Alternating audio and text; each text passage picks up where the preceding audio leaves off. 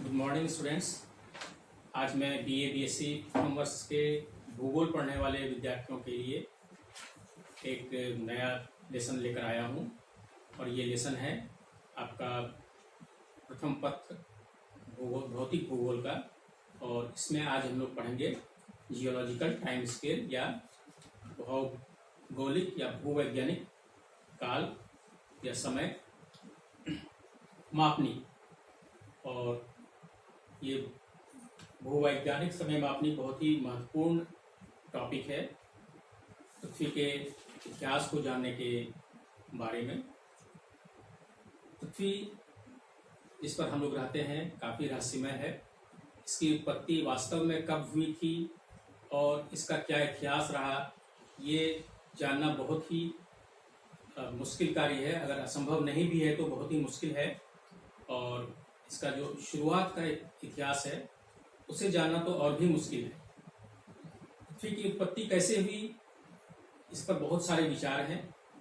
फिर दूसरा जो महत्वपूर्ण बात है वो है कि पृथ्वी की आयु कितनी है, ये भी महत्वपूर्ण मुद्दा है।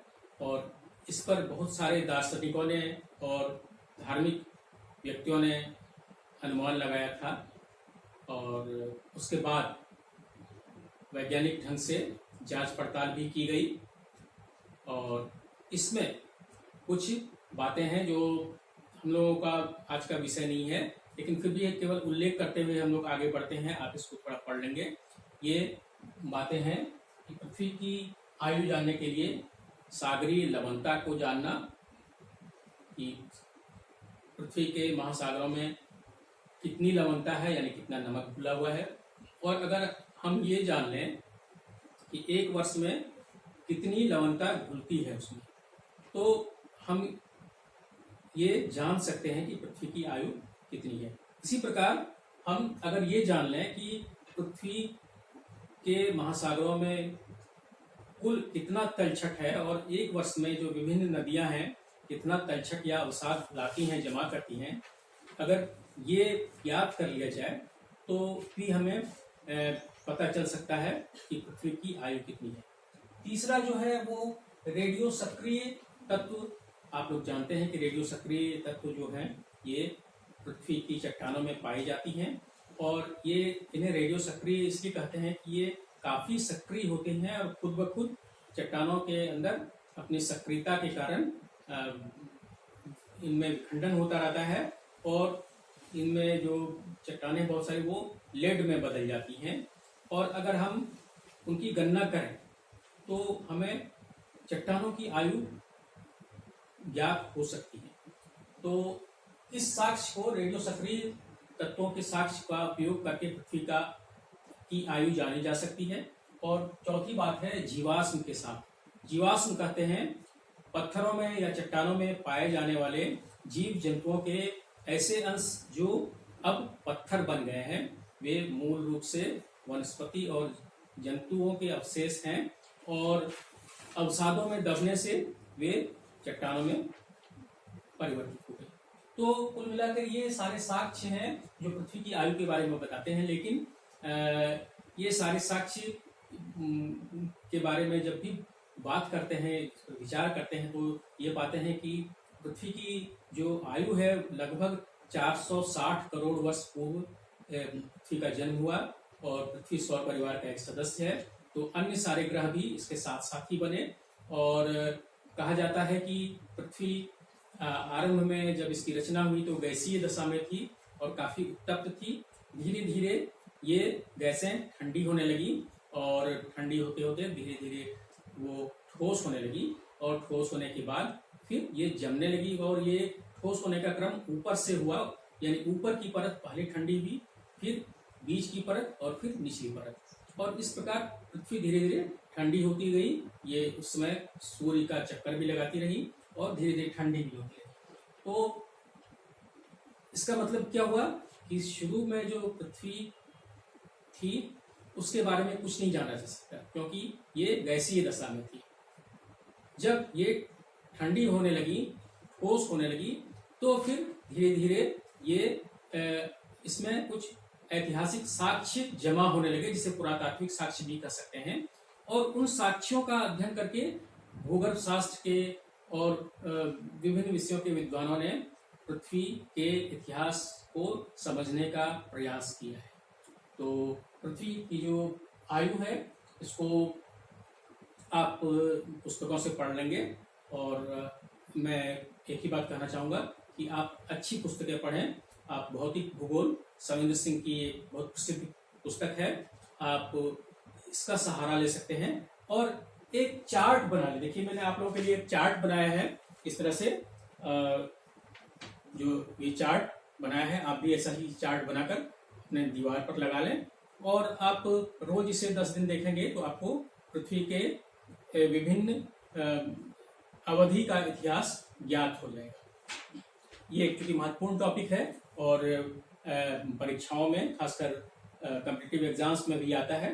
तो और ये सरल भी है, थोड़ा सा कठिन लगता है लेकिन बहुत कठिन नहीं है, सरल है। थोड़ा सा आप इसको नियमित रूप से 10 दिन देखेंगे तो आपको याद हो जाएगा। तो पृथ्वी के इतिहास का जब अध्ययन करते हैं तो इसको अध्ययन की सुविधा के लिए कई खंडों में बांट दिया गया है और इनके अलग अलग नाम हैं। जैसे महाकल्प, जिसे ईयन कहते हैं, दूसरा है कल्प या एरा, तीसरा है युग या पीरियड, चौथा है युगांतर या इको। विभिन्न पुस्तकों में कुछ अलग नाम भी आते हैं, जैसे शक नाम आता है। तो आप थोड़ा सा सावधानी से कई पुस्तकों का तुलनात्मक अध्ययन करके अपना एक चार्ट बनाएंगे। तो शुरुआत की जो पृथ्वी थी इसका जो इतिहास है, शुरुआती इतिहास, ये प्रारंभिक इतिहास जैसा कि मैंने बताया कि इसको ठोस होने में काफी समय लगा। तो जन्म से लेकर लगभग 60 करोड़ वर्ष यानी कि लगभग 400-450 करोड़ वर्ष पहले से लगाकर लगभग 60 करोड़ वर्ष पहले तक का कुछ भी ऐतिहासिक प्रमाण या भौगोलिक प्रमाण पृथ्वी का अध्ययन करने वाले वेत्ताओं के पास नहीं उपलब्ध है।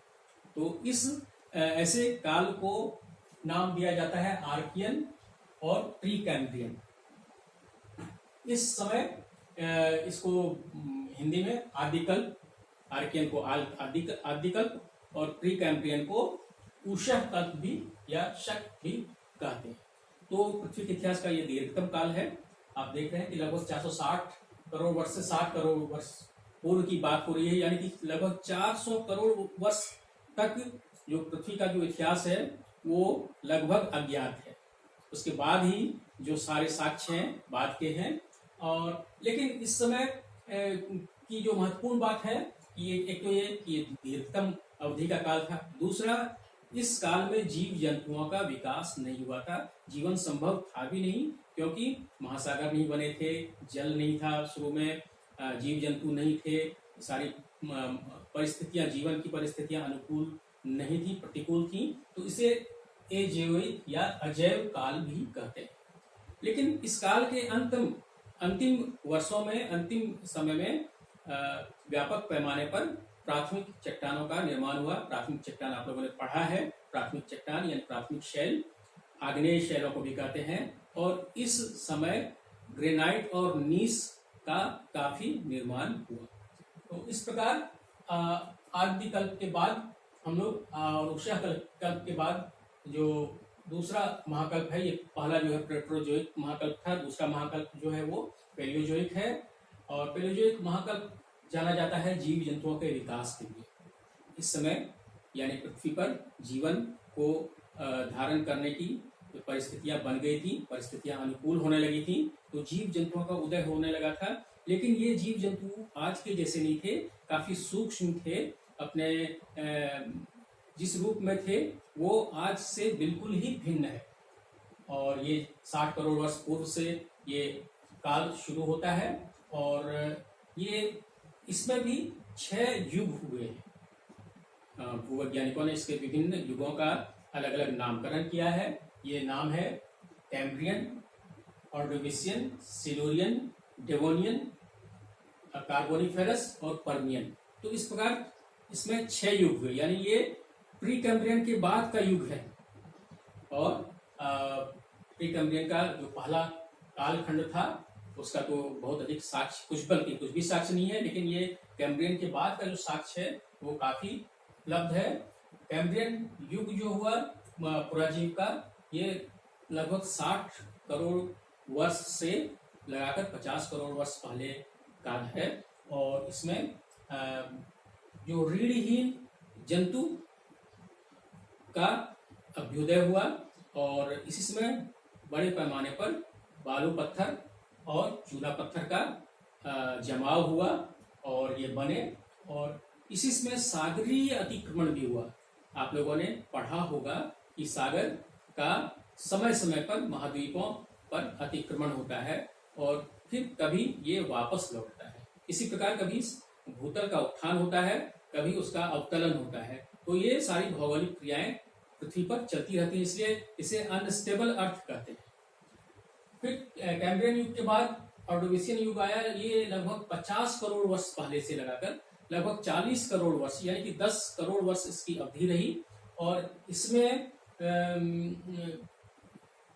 क्या हुआ कि ये इसमें बहुत सारे क्षेत्र जो थे वो जलमग्न हो गए, यानी सागरीय अतिक्रमण हुआ होगा।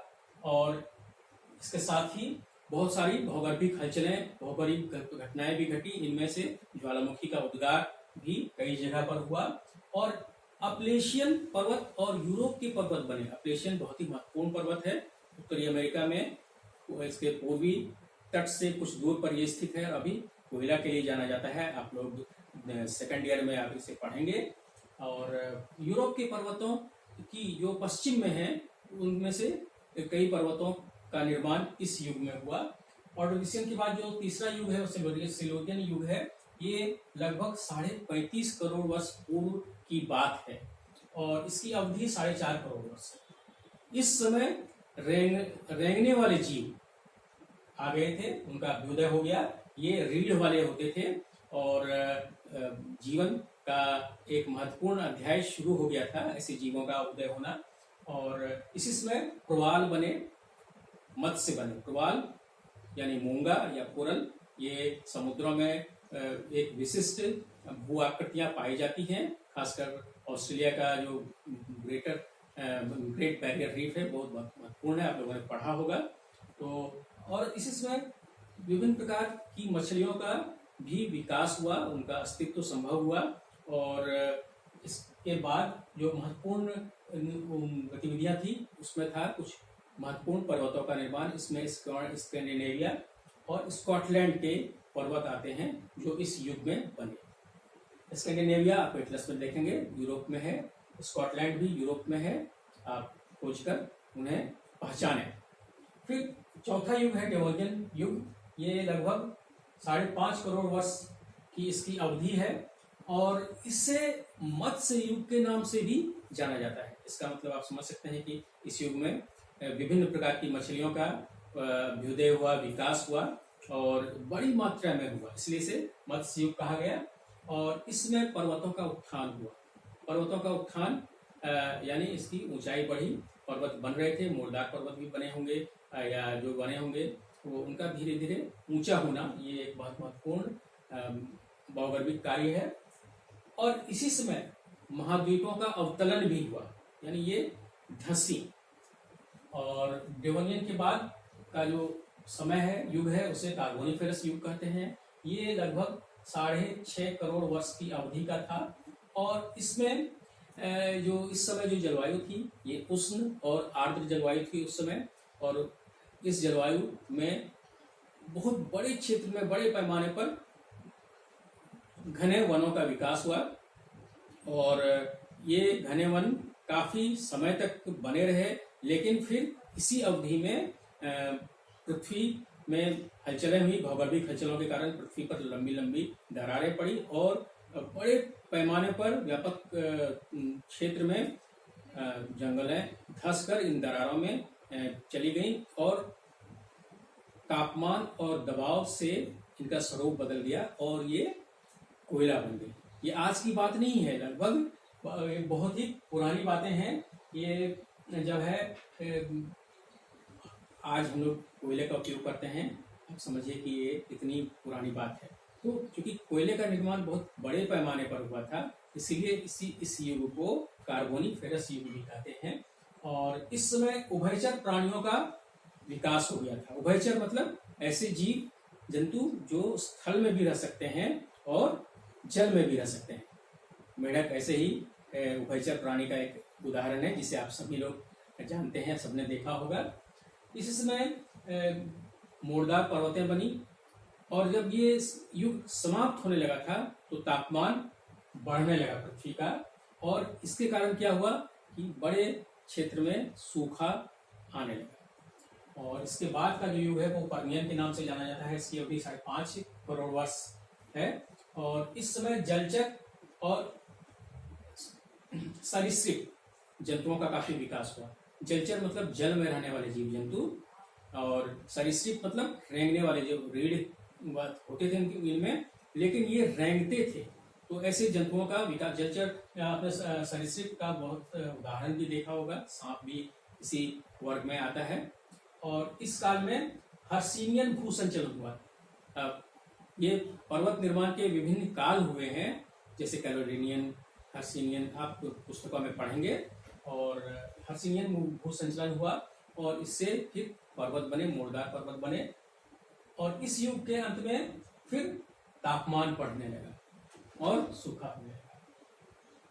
तो इस प्रकार ये पैलियोजोइक युग या पैलियोजोइक महाकल्प जो है समाप्त हुआ, और इसको पुराजीव कहते थे। इसके बाद का युग जो है से मध्यजीव कल्प या मेसोजोइक भी कहते हैं। ये लगभग 200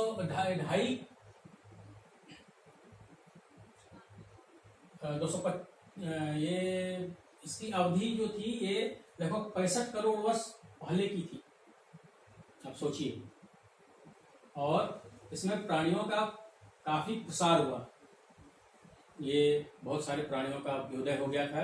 ये काफी घूमने फिरने लगे थे, इनकी गतिविधियां काफी बढ़ गई थी, इनकी संख्याओं में भी, जनसंख्या भी बढ़ रही थी। तो प्राणियों का काफी प्रसार हुआ। इसके साथ ही जो महत्वपूर्ण भौगोलिक कार्य हुआ वो था समुद्रों का प्रसार स्थल भाग में। इसका मतलब है समुद्री अतिक्रमण। तो समुद्रों ने महादेशों पर अतिक्रमण किया। मध्यजीव कल्प को 3 युग में बांटा गया है, ट्रियासिक, जुरैसिक और क्रिटेशियस। ट्रियासिक युग जो है वो 2 करोड़ वर्ष की अवधि का है, और ये जाना जाता है स्तनपायी के विकास के लिए। स्तनपायी जंतु वो होते हैं जो अपने बच्चों को दूध पिलाते हैं। और इस युग की एक और विशेषता है जिसे आप सभी जानते हैं, और आपको हम सभी से संबंध है, वो है गोंडवाना का विखंडन। गोंडवाना लैंड टूटा, और ये उत्तर में अंगारा लैंड बन गया, और ये गोंडवाना लैंड दक्षिण में आ गया, और इसके बीच में टेथिस महासागर बन गया। और टेथिस के बारे में आप सभी जानते हैं कि इसी महासागर से ये एक छिछला सा, उथला सा, लंबा सा समुद्र था, और एशिया और अफ्रीका के बीच में था, और इसी से बाद में हिमालय पर्वत की उत्पत्ति हुई। तो इस ट्रैसिक युग के अंत में दक्षिणी द्वीपों, महाद्वीपों में हिम के लक्षण मिलते हैं। हिम का काफी प्रसार हुआ, और हिम का काफी प्रभाव हुआ। फिर जुरैसिक युग जो था ये लगभग 6 करोड़ वर्ष की अवधि का था। ये उष्ण था, और काफी इस समय वनस्पतियां काफी थी, और उष्ण होने के साथ साथ जलवायु शुष्क भी हो गई थी। और इस समय बड़े बड़े इस समय नभचर का भी काफी विकास हुआ था, यानी आकाश में उड़ने वाले पक्षियों का, विभिन्न प्रकार के पशु पक्षियों का अभ्युदय हो गया था।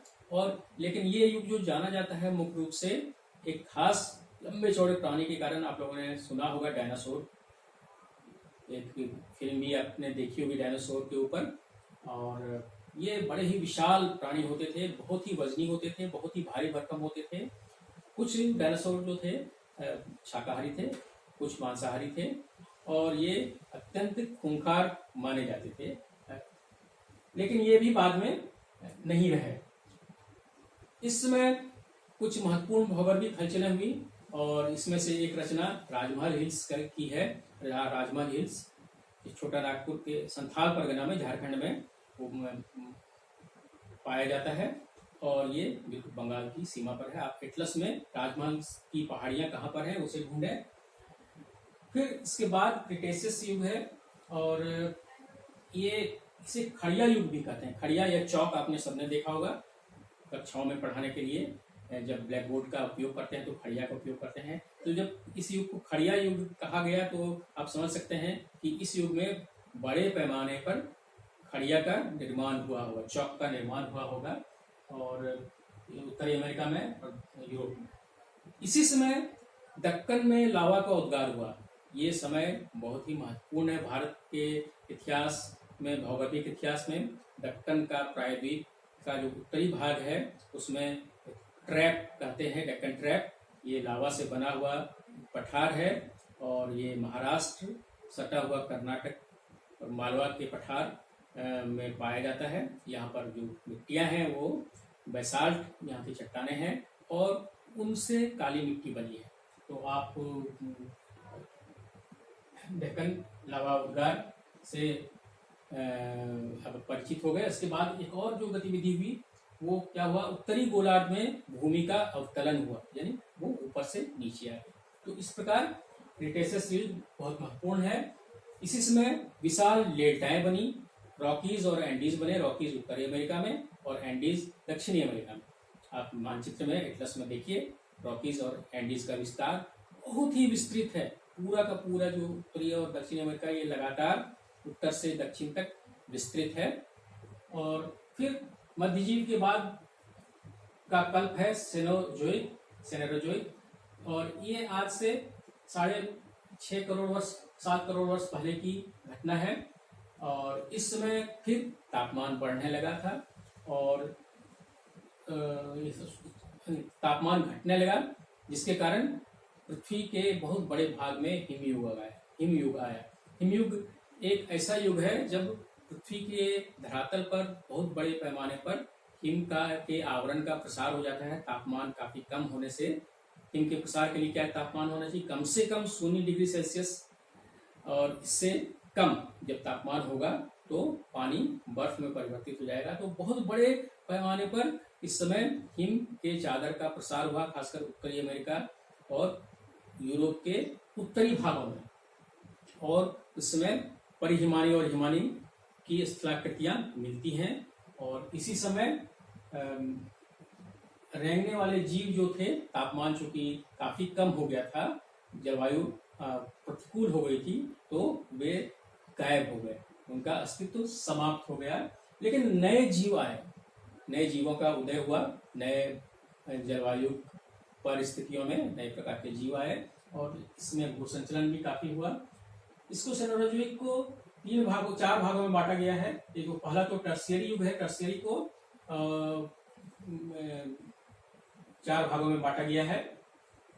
इसका युग जो है, इसका प्रारंभ तो पैलियोसीन में हो गया था, और इसके जो 4 युग हैं उसे इयोसीन, ओलिगोसीन, मायोसीन और प्लायोसीन इस नाम से जाना जाता है। और ये युग बहुत ही महत्वपूर्ण है, खासकर हमारे देश के हिमालय पर्वत की संरचना की दृष्टि से। आप जब भी भारत के हिमालय की संरचना पढ़ेंगे तो एक बार फिर से आपको इन युगों को याद करना पड़ेगा। और इयोसीन में ही जो उत्तरी भाग है हिमालय का, जिसे महान हिमालय कहते हैं, ग्रेट हिमालय, इसका उत्थान हुआ, इसकी रचना हुई। और यूरोप का लेकिन इसमें अवतरण हुआ, सागर का प्रसार हुआ, और विशाल जो सरीसृप पाए जाते थे पृथ्वी पर वो समाप्त हो गए। लेकिन हाथी जैसे अन्य जीवों का विकास हुआ, और ताड़ या पाम जाति की प्रजाति के वनस्पति का काफी विकास हुआ। तो इस प्रकार विकास की दृष्टि से ये काल बहुत ही महत्वपूर्ण है। और इस इयोसीन के बाद ओलिगोसीन युग है। इस समय सागर एक बार फिर से पीछे हटे, यानी स्थल भाग जल से मुक्त हो गए, और इससे क्या हुआ कि स्थल का विस्तार हुआ। और इसी समय आल्प्स पर्वत की रचना हुई। जीव जंतुओं के विकास में एक महत्वपूर्ण बात हुई, वो था बानर का अभ्युदय, जिन्हें हमारा पूर्वज कहते हैं। तो ये एक बहुत ही महत्वपूर्ण घटना मानी जाती है, क्योंकि उससे ही मनुष्यों का विकास हुआ। और इसी से बहुत सारे स्वपोषी जीवों का भी विकास हुआ, और कई ऐसे जीव भी आए अस्तित्व में जो शाकाहारी थे। तो ओलिगोसिन के बाद मायोसिन युग आया और ये जाना जाता है नवीन मोरदार पर्वतों की रचना के लिए। और इसी युग में मध्यवर्ती हिमालय या लेसर हिमालय की रचना हुई, जो महान हिमालय के दक्षिण में एक पर्वत श्रेणी है।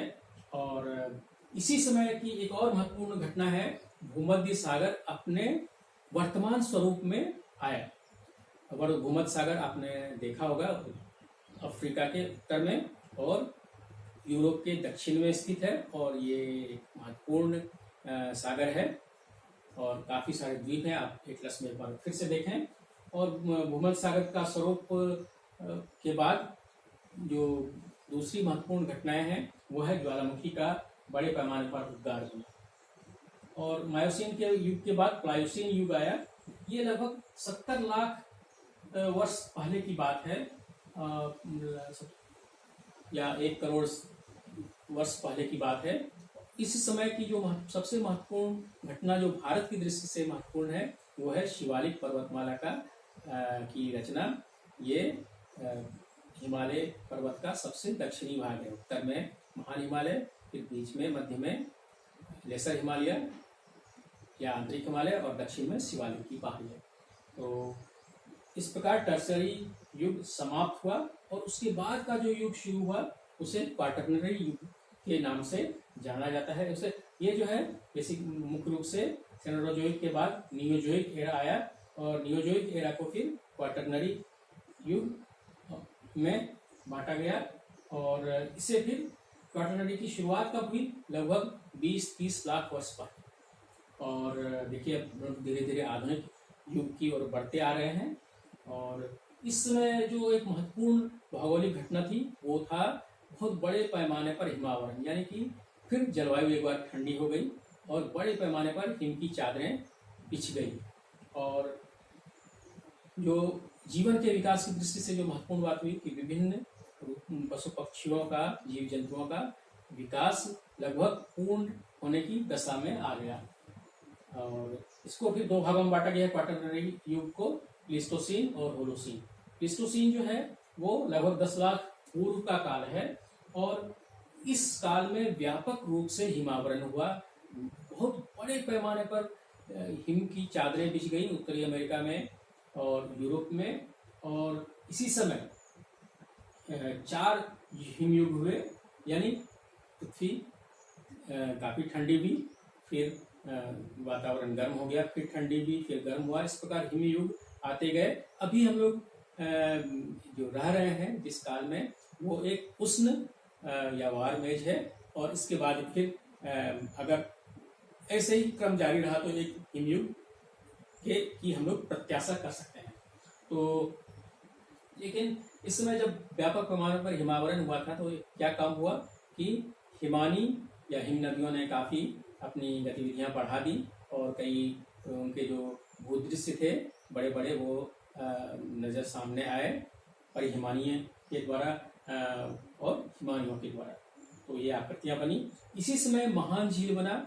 आप लोगों ने पढ़ा होगा उत्तरी अमेरिका में कनाडा और यूएसए की सीमा के पास 5 झील हैं जिन्हें महान झील कहते हैं। सुपीरियर, मिशिगन, ह्यूरन, इरी और ओंटारियो।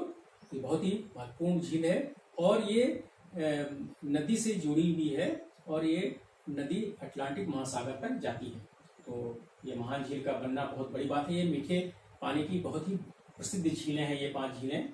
और इसी समय नॉर्वे में फ्योर्ड बना और साइबेरियाई दलदल बने। नॉर्वे अफ्रीका यूरोप का पश्चिमी भाग है, उसका एक देश है। और यहाँ पर आप एक बार ढूंढें फिर से एटलस में, यहाँ फ्योर्ड बने। फ्योर्ड किसे कहते हैं आप एक बार फिर से पढ़ लें।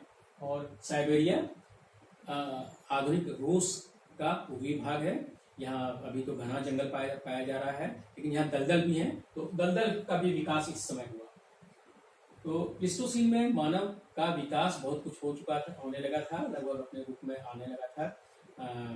ये होमोसेपियंस सेपियंस से जब वानर से इसकी यात्रा शुरू हुई थी और अभी जो हम लोग होमोसेपियंस सेपियंस से कहते हैं वो कई इसके चरण हुए विकास के। तो मानव का विकास होने लगा, अपने आधुनिक रूप में आने लगा।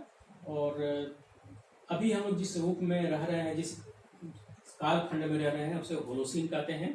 और होलोसीन जो है लगभग नवीनतम जो युग है, ये लगभग 10,000 वर्ष पहले शुरू हुआ। और बड़े पैमाने पर जो हिम था, जमा हुआ हिमावरण था, वो पिघलने लगा और इससे समुद्र तल की ऊंचाई बढ़ने लगी। समुद्र तल लगभग 100 मीटर ऊंचा हो गया और बड़े पैमाने पर जो हिम नदियाँ थी वो उन लोगों ने हिमोड़ का जमाव किया।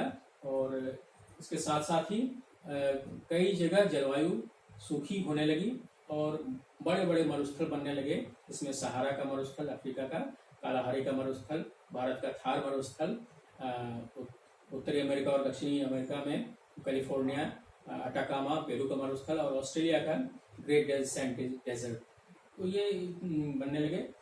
और होलोसीन युग में हम लोग रह रहे हैं, उसमें मानव का पूर्ण विकास हो गया है। इसे हम लोग मानव के इस रूप को एंथ्रोपिथेकस कहते हैं, जबकि वो अपनी गर्दन, उसकी रीढ़ की सीधी हड्डी सीधी हो गई और अपनी गर्दन को वो तन सीधा सामने करके देख सकता है, वो सीधा खड़ा हो सकता है, 2 पैरों पर चल सकता है।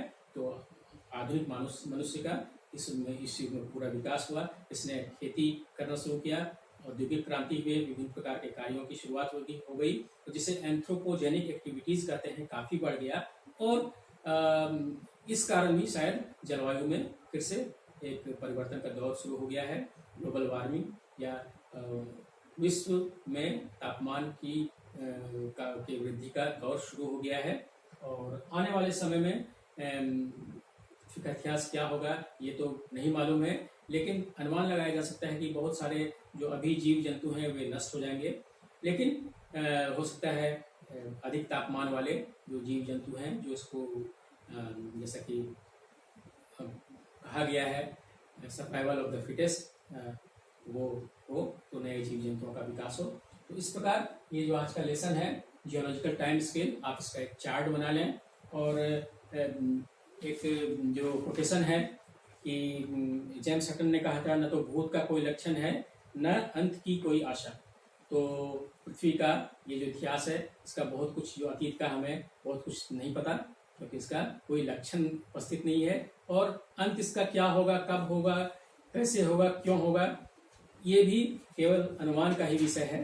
तो थैंक यू स्टूडेंट्स, आप लोग इसको अच्छे से इसका नोट्स बनाएं और अपना